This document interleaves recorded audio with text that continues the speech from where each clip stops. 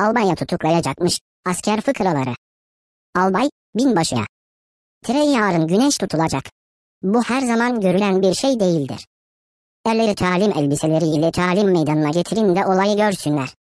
Ben de orada bulunup kendilerine gerekli bilgiyi vereceğim. Şayet yağmur yağarsa, tabii bir şey göremeyiz. O zaman erleri üstü kapalı talimgaha götürürsün. Binbaşı, yüzbaşıya. Albayın emriyle yarın sabah saat 9'da güneş tutulacak. Bu her zaman görülen bir olay değildir. Şayet hava kapalı olursa bir şey görülemeyecektir. Bu durumda tutulma, kapalı talimgahta gerekli talim elbisesiyle yapılacaktır.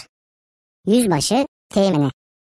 Albayın emriyle yarın sabah 9'da talim elbisesiyle güneş tutulmasının açılış merasimi yapılacaktır.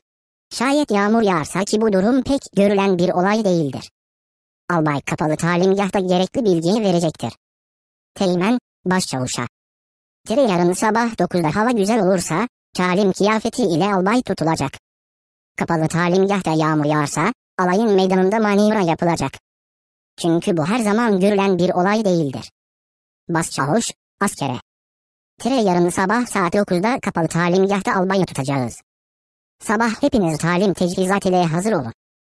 Askerler kendi aralarında. Yarın sabah bizim başçavuş albayı tutuklayacakmış.